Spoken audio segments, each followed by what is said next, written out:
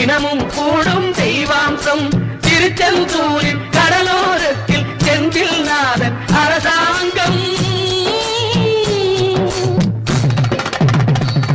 தோத்துக்கிட்டே இருந்தாலும் கவலைப்படாத, நிச்சயமா ஒரு நாள்